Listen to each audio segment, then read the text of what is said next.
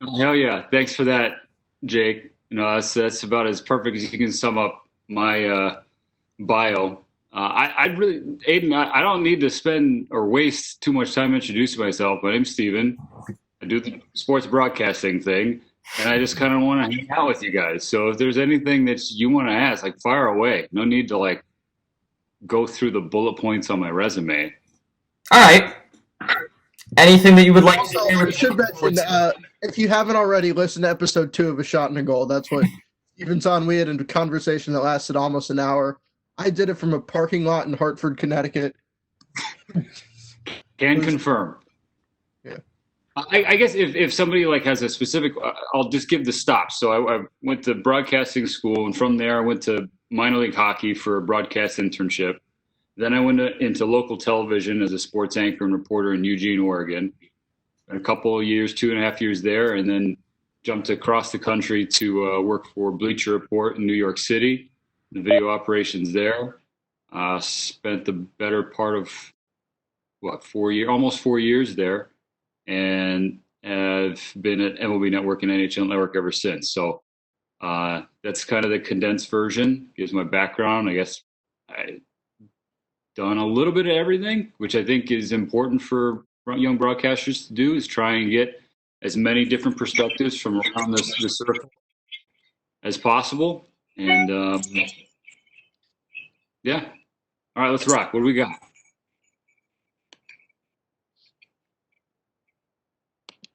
I know I don't inspire a lot of. Well, who's got questions? I can't keep waxing poetic if you'd like, but I just don't want to put anybody to sleep. I guess how did you know? You're the one of us who hasn't talked to him. So, Ian, you have anything? Yeah, Jake, sorry, I'm having some tech difficulties. All these Zoom meetings with school and stuff might be blowing up. But thanks for joining us, or joining Aiden and Jake, Mr. Nelson. I appreciate it. You there. You drop a Mr. Nelson on me one more time, I am out of here. I ain't that old. Thank you, Steven, for joining us, and Aiden and Jake. It's really great. Actually, my friend Dylan, who goes to New Canaan High School, which is close to Aiden, he, I think, talked to you this morning and said you do our podcast, which is great. And he talked to you earlier this morning. So I can't wait to talk to you later or whenever we get that going up. But thank you so much for that. But I guess a question I have for you is, I guess, preparation-wise, because I know preparation is so big in this industry and making a good broadcaster great. What goes into the preparation for you, and what would you say is the biggest part for announcers, commentators, on-air hosts to nail in the preparation aspect?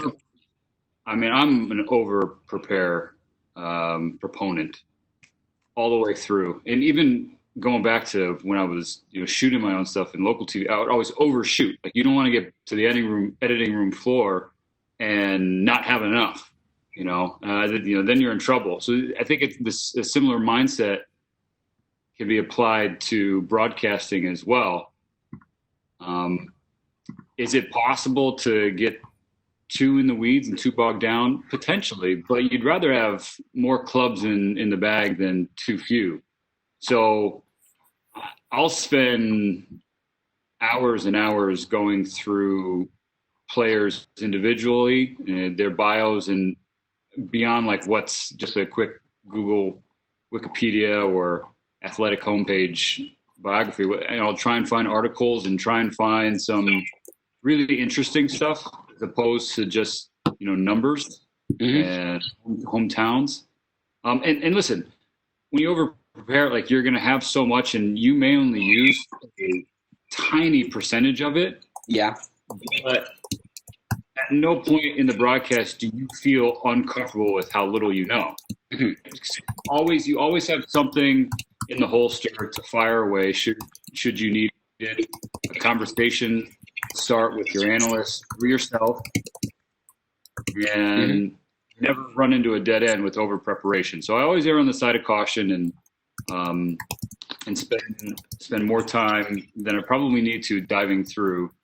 I like writing things down and typing them out. It helps just commit things to memory. That's not a groundbreaking tool to use, but that's one that I found. be very instrumental in my broadcasting career. So hopefully that answered your question. Trying to think more specific bullet points in terms of prep. Totally. I'll color correct, highlighting just, certain things. Certain color will be statistic based. Another thing will be, family based or hometown or, what have you. Draft, this, that, and the other, depending on what broadcast it is, just so, I know my eyes know where to go if something comes to me. And yeah. I have a question that I didn't ask. Good question, Ian, by the way. I have a question that I didn't ask in my podcast. So I'm 23, so that makes me probably older than most, if not all of the guests here. They're the participants. So I'm just interested in sort of the traveling aspect of your job. Steven, you've been in a few places. You've been in Rockford, Illinois. You've been in Eugene, Oregon. Now you're in New York, New Jersey. So how do you get used to a new place? Is it through work or is it through stuff that isn't work? That's a great question. I think everywhere that I've gone in my career has been foreign to me. Like granted, I have family in Chicagoland, but Rockford, I had never gone, that far west down 90. So I was like, I don't know. And I remember looking up the city of Rockford at the time, and it was like top 10 city based on murders per capita. I was like, well, that isn't great. But how would I feel if I said no to this opportunity? If I closed this door, if I had the balls to close a door in this industry, which I don't think you should ever do, how would I feel? And I was like, I'd regret it immediately. So I'm like, all right, I'm going. Same thing with Eugene. I'm like, Eugene, Oregon. I guess that's towards Pacific Northwest. I don't know anything about that. Never been to Seattle. It rains all the time, right? That's kind of depressing. But how would I feel if I said no? And again, instant regret, not closing a door. I'm walking through it. And I now think that the Pacific Northwest is the most slept on region in the country. New York. I'm West Coast biased, right? I hate the East Coast for a number of reasons. Weather, chief among them. But what would that say? Like, what would that say about me if I turned down an opportunity in, the biggest city in the world? Beyond the threats of my wife murdering me if I turned that down. So I think for me, it was just immersing myself with the people and the communities I was in and focusing on building quality relationships with them. And many of them have turned into friendships that last to this day, because once you find your people, it doesn't matter where you are, like you're going to be good. And I think that helps ingratiate yourself to your surroundings. It's simple. You find a friend and you go explore together, going on a hike in Eugene, was never something that I thought I'd do, but it's like, hey, you know what? Like it's a beautiful place. Like, let's go do it. And then you meet a friend, and that experience forges that relationship. So to me, it all comes back to relationships and talking with the people, listening to people in the communities that you're in. And I really think that makes each experience special. At least that's how it's been for my life. Like, even when, making peanuts in Rockford, basically having to pay to do that job, and you're having to go to Hooters every Wednesday because it's $10 meal money, or going to Eugene and trying the local cuisine that's just it's not a chain, and just like, I don't know, just jumping right in. Because if you stay within your bubble of comfort and you become afraid to step outside that, like you're going to become miserable. you're holding on to the fact that you're homesick, or this isn't home, this isn't where you want to be ultimately. Like all those things just drag you down. Whereas if you're like, all right, I'm just going to jump in outside my comfort zone, and you're going to grow. Like it's just a natural thing and an important one. Kyle DeSantis has a question. What is it like to go back and forth between covering hockey and baseball, two sports that are completely different from one another? Yeah, it is tough when, say, you work baseball for a month straight and then they drop a hockey shift in the middle of your week out of nowhere, because for the most part you've unplugged from that sport for a good stretch, and vice versa. So I think the important thing to recognize in those situations is to try to not do too much. Try not to do too much. Say less. The people are tuning in for the folks sitting next to you anyway. And if you say less, there's just less opportunity to get in trouble or step in it. Beyond that, we're blessed with a ridiculous research team at the networks on both sides for baseball and hockey. They give us a packet every single day. It's just it's a cheat sheet. Anything you could want to know, records, streaks, history, you name it, it's there. And if it's not on there, they can tell you that in your ear. So I know that I don't have to know every single thing about every team or every player in a given broadcast to be okay. So yeah, I just try not to do too much. But yeah, the hard left turns, they can be a wild ride at times, but it's fun, especially with the analysts that we have. They make it really easy. Make it really easy on me. All right, we have a question from K Dam. You're on your mic and ask your question for our pal Steven Nelson. Did I unmute it? Yes, you did. All right, cool. All right. I'm really sorry about the username. It's actually my name is Kai Dombach. I don't know why I just did that. But anyways, I just want to say I am a Bundesliga commentator in Bonn, Germany, and I'm actually going to be calling a game next week because the Bundesliga said we're going to be back on next week. So I would have to ask you, how would you, if you were to take my place and call the game, how would you approach it? Because there's going to be no fans in attendance, and it's like right now, like my co-commentator and I, we're talking about this, and we still don't really know how we're going to approach this game. So how would you approach it? Well, if I were to take your place, that would be bad, because I know jack about squat in terms of soccer and football. That's the first thing. I mean, but on a serious note, second thing I think is to just be real about it. Like, this is a crazy time in our world, right? Unprecedented time. So there's nothing for you to go back on and reference, well, how did so-and-so handle this at this point in time? You can try and find similar instances, I suppose, whether it's, a national or a global tragedy or a huge current event, and just see how they handled things in the moment. The gravitas they had, the presence that they brought to the broadcast. But I think it's, for you, it's just to accurately describe what is going on in your setting.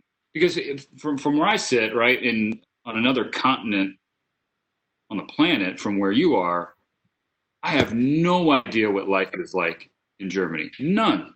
But if I'm watching, I'm curious. I want to know. I want to know as much as you can tell me about what's been going on there. And I think that's how a lot of viewers would feel. You don't need to overextend yourself. You don't need to try and, win an Emmy with every sentence. I think it's, for you, it's just to be as natural as you can, as real as you can, and relay what you're seeing in front of you. Like, trust your eyes. You know the game. You know the setting. And so to come to you, but don't try and force anything. All right. Thank you very much. Problem. Was that helpful? Did I miss it? Yeah. That was that was helpful. Like, we're just going like, okay, so this is coming back, and like chances are, the match that we're going to cover is the biggest rivalry in Germany, the Revia Derby. I don't know how much everyone here knows about this, but it's Borussia Dortmund versus Schalke 04. That is a very, very, very intense rivalry. Like, as in, like, people beat each other up in the streets, like, are at this match, and like you can get beaten up if you wear the wrong colors in the wrong section of the stadium. Like, the away fans have to have like riot police escorts into the stadium. It is a madhouse, but we're not going to have that next week, obviously. We got a question from the chat from Steven's agent, Kevin Belby, who was on my podcast last week. What did you learn about your time, about sports media and broadcasting from your time at Bleacher Report, and how did it influence your broadcasting style? KB, thanks for the question, brother. Bleacher Report had a tremendous influence on my broadcasting style because I really feel like that's enough out of you, Puck. Sorry, had a tremendous influence on me because I really felt like it opened the floodgates for myself to come out. And what I mean by that is, like, for me, I had, years of broadcast school training, right? Teaching, where it's, okay, you stand here for a stand-up, you hold the mic here, here's where a good place to have inflection and enunciation, here's a place where you bring things down, and here's how you address the anchors back in the studio.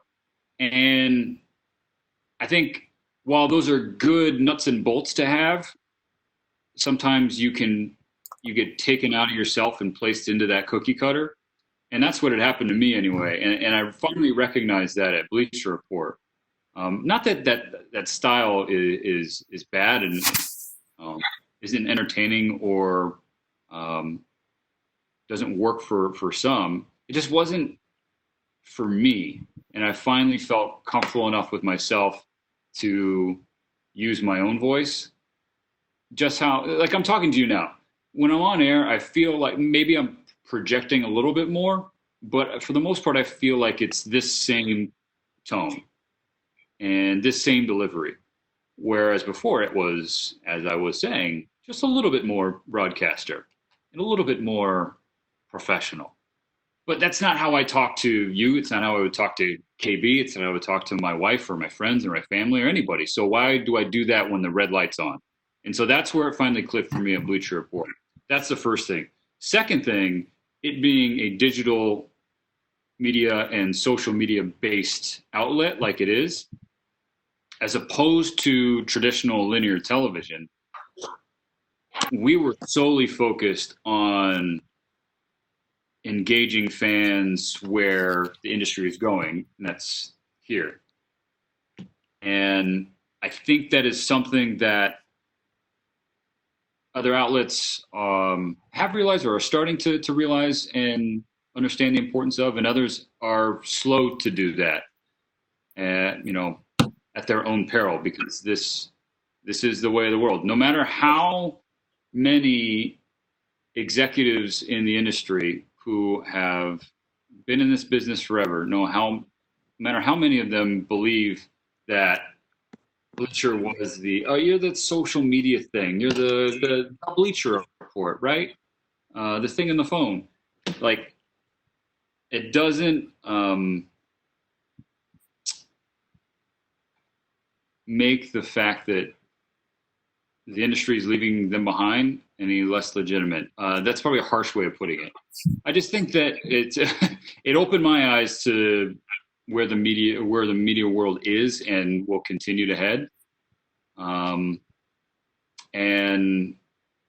yeah, that's kind of like the North Star right now. It's like which place gets it, which place understands that and is putting its resources there to put its people in positions to succeed.